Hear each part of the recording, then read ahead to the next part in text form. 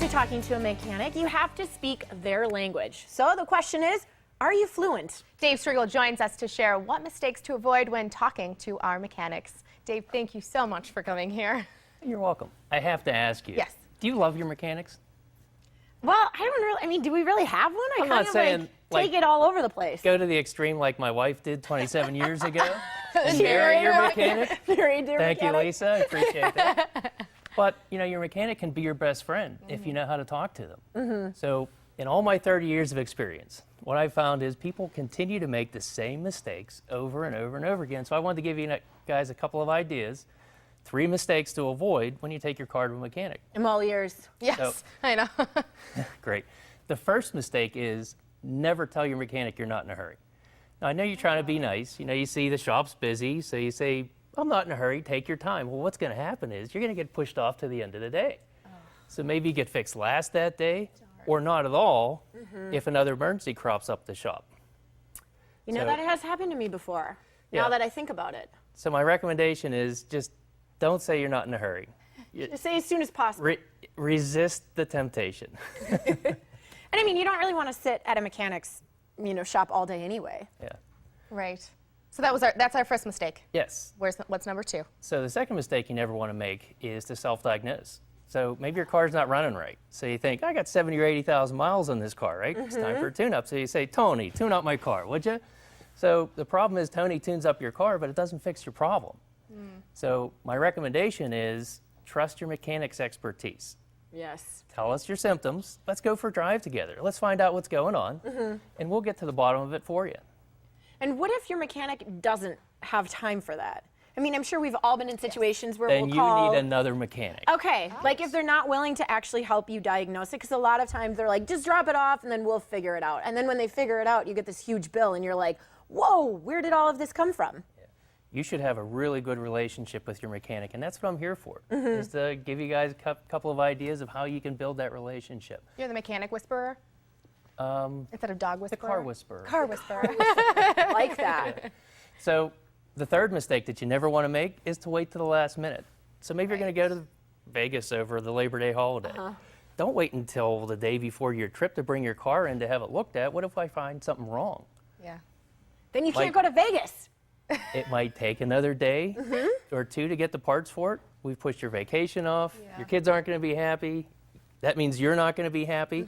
So my recommendation there is bring your car in at least a week before you're ready to go. Okay.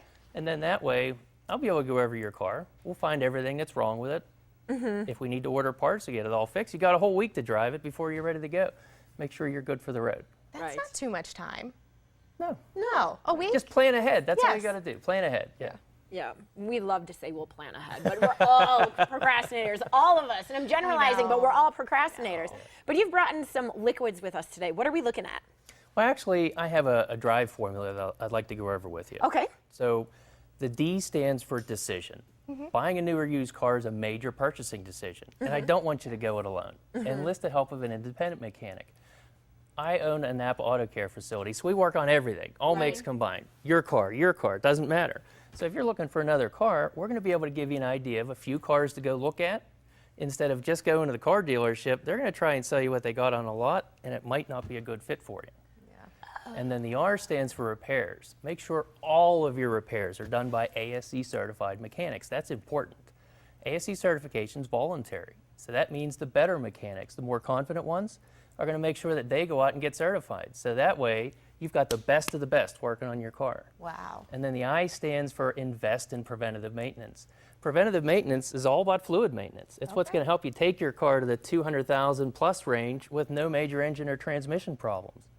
And then the V stands for visual. Remember when you saw that car in the parking lot? It was beautiful, bright and shiny and clean. Yeah. Well, keep that love affair going with regular spa days. Take it in twice a year for a fresh wax job. If you're going to have it running that long, it might as well look beautiful too. That's true. And then the E stands for enjoy. You found the car of your dreams. You've been keeping it running great. It looks awesome. Get out there and enjoy it. You might as well take advantage of it. You really hit something for me because I'm somewhat in the process of looking for a new car. Okay. And I like the fact that you said talk to a mechanic about different types of cars, because I'm sure you could probably rattle off 5 different kinds of cars that are in the shop notoriously. kind of all the time that it's like, oh, I could really use the services of a mechanic to just ask some important questions. You know, like what is a good family car? What is a good car that could take me beyond 200,000 miles if I do the right things without a ton of repairs? Yes. I've been passionate about working on cars for 30 years and helping my clients find the right vehicle. Yeah. What happens is you go out and buy a car on your own and you buy the wrong car. Exactly. And by the time it's paid for, now you think, I got all this money invested, I got to keep this piece of crap. So trust an independent mechanic. We work on everything. We'll find the right one for you. Dave, wonderful advice. Thank you so much for joining us today. Oh, you're welcome. To get Dave's top 10 new or used car picks, best buys that are easy to fix and easy on a budget, or for free, visit davestriegel.com. That's davestriegel.com. When we come back, we'll meet the organization that was awarded Journal Broadcast Group's Community Partner Grant for August and who helps local libraries have the resources they need to serve anyone who enjoys reading and learning. We'll be right back.